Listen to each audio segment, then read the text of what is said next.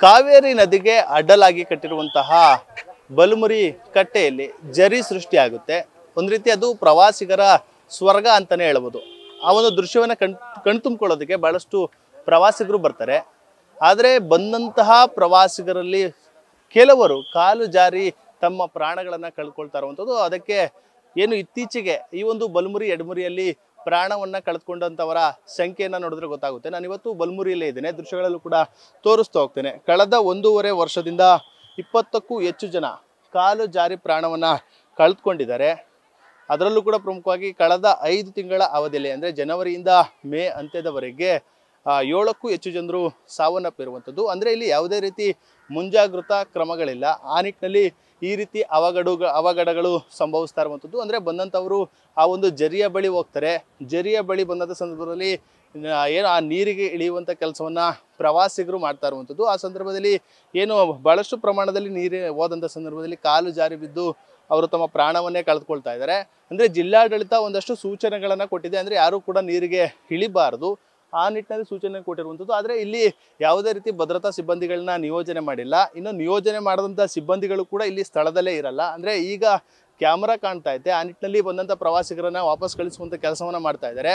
ಒಂದು ಕಡೆ ಸುಮಾರು 100 ಮೀಟರ್ನಷ್ಟು ಆ ಒಂದು ಜರಿಯ ಸಮೀಪ ನಡ್ಕೊಂಡು ಹೋಗ್ಬೇಕು. ಆ ಒಂದು ಕೆಲಸವನ್ನು ಕೂಡ ಪ್ರವಾಸಿಗರು ಮಾಡ್ತಾ ಇರುವಂಥದ್ದು. ಅಂದರೆ ಇಲ್ಲೇ ಬ್ಯಾರಿಕೇಡನ್ನು ಅಳವಡಿಸಿ ಅದನ್ನು ತಡೆಯುವಂಥ ಕೆಲಸವನ್ನ ಮಾಡಬೇಕು. ಆದರೆ ಕೇವಲ ಬ್ಯಾರಿಕೇಡ್ ಹಾಕಿದ್ದಾರೆ, ಇಲ್ಲಿ ಯಾವುದೇ ರೀತಿ ಸಿಬ್ಬಂದಿಗಳಿಲ್ಲ. ಆ ನಿಟ್ಟಿನಲ್ಲಿ ಪ್ರವಾಸಿಗರು ತಮ್ಮ ಪಾಡಿಗೆ ಆ ಒಂದು ಬ್ಯಾರಿಕೇಡನ್ನು ತಳ್ಳಿ ವಾಪಸ್ ಅವರು ನದಿಗೆ ಇಳಿಯುವಂಥ ಕೆಲಸವನ್ನ ಮಾಡ್ತಾ ಇದ್ದಾರೆ. ಇಲ್ಲಿಂದ ಆ ಒಂದು ಜರಿ ಕಾಣ್ತಾ ಇದೆ, ಅಷ್ಟು ದೂರಕ್ಕೆ ನಡ್ಕೊಂಡೇ ಹೋಗ್ತಾರೆ. ಅಲ್ಲೆಲ್ಲವೂ ಕೂಡ ಪಾಚಿ ಕಟ್ಟಿದೆ, ಅದನ್ನು ಕೂಡ ಸರಿಪಡಿಸುವಂಥ ಕೆಲಸ ಆಗ್ತಾ ಇಲ್ಲ. ಅಂದರೆ ನಿರಂತರವಾಗಿ ನೀರು ಹರಿಯುವ ಹಿನ್ನೆಲೆಯಲ್ಲಿ ಅದು ಕಾಮನ್ ಆಗಿ ಆ ಒಂದು ಪಾಚಿ ಕೂಡ ಕಟ್ಕೊಳ್ಳುವಂಥದ್ದು. ಆ ಸಂದರ್ಭದಲ್ಲಿ ಆ ಕಾಲು ಜಾರಿ ನದಿಗೆ ಇಳಿಯುವಂಥ ಕೆಲಸವನ್ನ ಮಾಡ್ತಾ ಇದ್ದಾರೆ. ಕೆಲವೊಂದಷ್ಟು ಬೀಳ್ತಾ ಇದ್ದಾರೆ. ಆ ನಿಟ್ಟಿನಲ್ಲಿ ಪ್ರಾಣವನ್ನ ಕಳೆದುಕೊಳ್ತಾ ಇರುವಂಥದ್ದು. ಅಂದರೆ ಸತ್ತಂಥ ಸಂದರ್ಭದಲ್ಲಿ ಒಂದಷ್ಟು ದಿನ ಪೊಲೀಸ್ ಇಲಾಖೆ ಮತ್ತು ಇಲ್ಲಿನ ತಾಲೂಕು ಆಡಳಿತ ಕ್ರಮವನ್ನು ಕೈಗೊಳ್ಳುವಂಥದ್ದು. ಅಂದರೆ 1-2-3 ದಿನ ಯಾರನ್ನು ಕೂಡ ನದಿಗೆ ಇಳಿಯದಂತೆ ಎಚ್ಚರಿಕೆಯನ್ನು ವಹಿಸ್ತಾರೆ. ಅದಾದ ಬಳಿಕ ಮತ್ತೆ ಯಥಾಸ್ಥಿತಿ. ಪದೇ ಈ ರೀತಿ ಅವಘಡಗಳು ಸಂಭವಿಸ್ತಾ ಇದ್ರು ಮಾತ್ರ ಜಿಲ್ಲಾಡಳಿತ ಎಚ್ಚೆತ್ತುಕೊಳ್ಳದೇ ಇರುವಂಥದ್ದು ನಿಜಕ್ಕೂ ಕೂಡ ದುರದೃಷ್ಟಕರ ಅಂತಾನೆ ಹೇಳ್ಬೋದು. ತುಂಬಾ ಚೆನ್ನಾಗಿದೆ ಸರ್ ಫಾಲ್ಸ್, ತುಂಬ ಗ್ರೀನರಿ ಆಗಿದೆ, ಆಟ ಆಡೋದಕ್ಕೆಲ್ಲ ತುಂಬ ಚೆನ್ನಾಗಿದೆ. ಮತ್ತು ಪೊಲ್ಯೂಷನ್ ಸ್ವಲ್ಪ ಜಾಸ್ತಿ ಇದೆ, ನಾವೇ ಪೊಲ್ಯೂಟ್ ಮಾಡಿರೋರು. ಸೊ ಪ್ಲಾಸ್ಟಿಕ್ಸ್ ನಾವು ಬಂದಾಗ ತಂದು ಹಾಕ್ತೀವಿ, ಬಟ್ ಅದನ್ನು ನೀಟಾಗಿ ಮೇಂಟೈನ್ ಮಾಡ್ಕೋಬೇಕು. ಸೊ ಏನು ಫೆಸಿಲಿಟೀಸ್ ಇದೆ ಅದನ್ನು ನೀಟಾಗಿ ಮೇಂಟೈನ್ ಮಾಡಿಕೊಂಡ್ರೆ ಇಟ್ ವಿಲ್ ಬಿ ಗುಡ್. ಬಹಳಷ್ಟು ಜನ ಬರ್ತಾರೆ ಮೇಡಮ್, ಆ ಸಂದರ್ಭದಲ್ಲಿ ಅವಘಡಗಳಾಗುವಂಥದ್ದು, ಆ ಥರ ಮುಂಜಾಗ್ರತಾ ಕ್ರಮ ಏನೋ ಕೈಗೊಂಡಿದ್ದಾರೆ ಸರ್? ಆ ಥರ ಏನೂ ಕಾಣಿಸ್ಲಿಲ್ಲ. ಸೊ ಆ್ಯಸ್ ಯೂಶುವಲ್ ಪಬ್ಲಿಕ್ ಬರ್ತದೆ, ನೋಡ್ತದೆ, ಯಾರೂ ಇಲ್ಲ ಅಂತ ಅನಿಸುತ್ತೆ ಸರ್. ಹಾಂ, ನಾವು ಆಟ ಆಡಿದ್ವಿ, ತುಂಬ ಚೆನ್ನಾಗಿದೆ. ಅದು ತುಂಬ ಚೆನ್ನಾಗಿದೆ. ಅಂದರೆ ಸ್ವಲ್ಪ ಪಾಚಿ ಇದೆ, ನೋಡಿಕೊಂಡು ಹುಷಾರಬೇಕು ಮಕ್ಕಳೆಲ್ಲ ಇದ್ರಾಗ. ಹಾಂ ಸರ್. ಹಾಂ ಇದೆ ಸರ್. ರಕ್ಷಿತಾ. ಚೆನ್ನಾಗಿ ನೋಡ್ಕೋಬೇಕು, ಅದಕ್ಕೆಲ್ಲ ಫುಡ್ಸ್ ಎಲ್ಲ ಹಾಕಬೇಕು. ಈ ಥರ ಗಾರ್ಬೇಜ್ ಹಾಕಿದ್ರೆ ಅದರಲ್ಲಿ ಕೆಮಿಕಲ್ ಆಕ್ಸಿಜನ್ ಡಿಮ್ಯಾಂಡ್ ಜಾಸ್ತಿ ಆಗುತ್ತೆ. ಮತ್ತು ಫಿಶ್ಗಳು ಸತ್ತೋಗೋಕ್ಕೆ ಕಾರಣ ಅದೇ ಆಗಿರುತ್ತೆ. ಮತ್ತು ಪ್ಲಾಸ್ಟಿಕ್ ಐಟಮ್ಸ್ನ ತುಂಬ ಹಾಕೋದು ಒಳ್ಳೆಯದಲ್ಲ. ಮತ್ತು ಇಂಡಸ್ಟ್ರಿಯಲ್ ವೇಸ್ಟು ಇದರಲ್ಲೇನೂ ಹಾಕಬಾರ್ದು. ಇಷ್ಟೇ ಸರ್. ಹಾಂ ಸರ್, ಹೌದು ಪಾಚಿ ಇದೆ ಸರ್.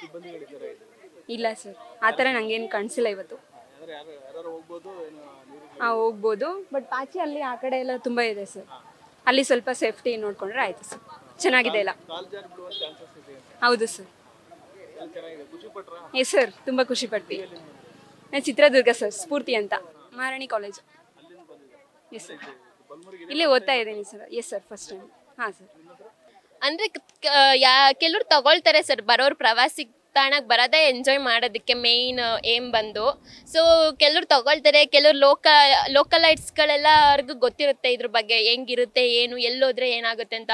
ಬಟ್ ಇಲ್ಲಿ ಪ್ರವಾಸಿಗರು ಬರ್ತಾರಲ್ಲ, ಸೊ ಅವ್ರಿಗೆ ಅಷ್ಟು ಅರಿವಿರಲ್ಲ. ಮತ್ತು ಇಲ್ಲಿ ಬಂದಿದ್ದಾರೆ, ನೀರಿಗೆ ನೋಡಿದ್ರೆ ಎಕ್ಸೈಟ್ಮೆಂಟಲ್ಲಿ ಅವರು ಎಲ್ಲಿ ನೀರು ಜಾಸ್ತಿ ಇದೆ ಅಲ್ಲಿ ಹೋಗಿ ಬೀಳೋದೆಲ್ಲ ಸಹಜ. ಅದೇನು ಸರ್, ಅದರಿಂದ ಕೆಲವೊಂದಷ್ಟು ಅಪಘಾತಗಳಾಗುತ್ತೆ. ಬಟ್ ಎಂಜಾಯ್ಮೆಂಟ್ ಮಾಡೋಕ್ಕೆ ಬರ್ತಾ ಇದ್ದೀವಿ ಅಂತ ಅಂದಮೇಲೆ ಅದ್ರದ್ದು precautions is very important. So ಅದನ್ನು ತಗೊಂಡಿಲ್ಲ ಅಂದರೆ ಅಪಘಾತಗಳಾಗುತ್ತೆ. ಬಟ್ ನೋ ಸರ್, ಅಂದರೆ ಒಂದೊಂದು ಟೈಮಲ್ಲಿ ಏನಾದರೂ ಸೀರಿಯಸ್ ಆಗಿ ಏನಾದರೂ ಇನ್ಸಿಡೆಂಟ್ಗಳಾದಾಗ ಭದ್ರತಾ ಸಿಬ್ಬಂದಿಗಳು ಇರ್ತಾರೆ. ಬಟ್ ನನಗನ್ಸೋ ಪ್ರಕಾರ, ನಾನು ಅಬ್ಸರ್ವ್ ಮಾಡಿರೋ ಪ್ರಕಾರ, ನಾನು ಬಂದಾಗೆಲ್ಲ ಪೊಲೀಸ್ಗಳೇ ಆಗಲಿ ಯಾವುದೇ ಥರದ ಏನೂ ಇರಲ್ಲ. ಸುಮ್ಮನೆ ಬರ್ತಾ ಇರ್ತಾರೆ, ಆಟ ಆಡ್ಕೊತಾರೆ, ಹೋಗ್ತಾರೆ. ಬಟ್ ಅದರಲ್ಲಿ ಪ್ರಾಣ ಕಳ್ಕೊಳ್ಳೋರು ಸ್ವಲ್ಪ ಜನ ಇರ್ತಾರೆ. ಅದೇ ಆ ಥರ ಆಗ್ತಾ ಇದೆ ಅಂತ ಅಂದಮೇಲೆ ಅಲ್ಲಿಗೆ ಸೆಕ್ಯೂರಿಟಿ ಅನ್ನೋದು ತುಂಬ ಇಂಪಾರ್ಟೆಂಟ್ ಇರುತ್ತೆ. ಬಟ್ ಇಲ್ಲಿ ಅಷ್ಟೆಲ್ಲ ಆಗಿದೆ, ಕಳ್ಳರಿದ್ದರೆ ಎಚ್ಚರಿಕೆ ಅಂತೆಲ್ಲ ಇದೆ. But still there is no security.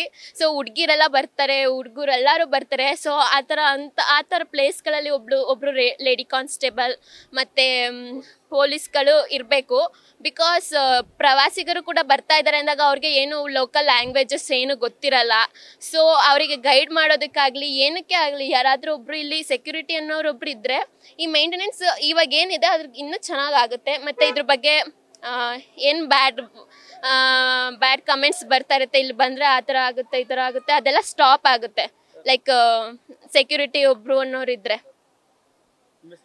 Shweta. ಈಗಲಾದರೂ ಅಂದರೆ ಕಳೆದ 1.5 ವರ್ಷದಿಂದ ಸುಮಾರು 20ಕ್ಕೂ ಹೆಚ್ಚು ಜನರು, ಕಳೆದ 5 ತಿಂಗಳ ಅವಧಿಯಲ್ಲೇ 7ಕ್ಕೂ ಹೆಚ್ಚು ಜನರು ಸಾವನ್ನಪ್ಪಿರುವಂಥದ್ದು. ಆ ನಿಟ್ಟಿನಲ್ಲಿ ಈ ರೀತಿಯ ಅವಘಡಗಳು ಮತ್ತೆ ಸಂಭವಿಸದಂತೆ ಇದೀಗ ಜಿಲ್ಲಾಡಳಿತ ಈಗಲಾದರೂ ಎಚ್ಚೆತ್ತುಕೊಳ್ಬೇಕಾಗಿರುವಂಥದ್ದು ಕರ್ತವ್ಯ ಆಗಿರುವಂಥದ್ದು. ಆ ನಿಟ್ಟಿನಲ್ಲಿ ಎಚ್ಚೆತ್ತುಕೊಳ್ತಾರೆ ಎಂಬುದನ್ನ ಕಾದು ನೋಡಬೇಕಾಗಿದೆ. ಕ್ಯಾಮ್ರಾ ಪರ್ಸನ್ ಹರ್ಷಿ ಜೊತೆ Nandish, news first, Balamuri. News first, ನಿರ್ಭೀತಿಯಿಂದ ನಿಮ್ಮ ಪರವಾಗಿ.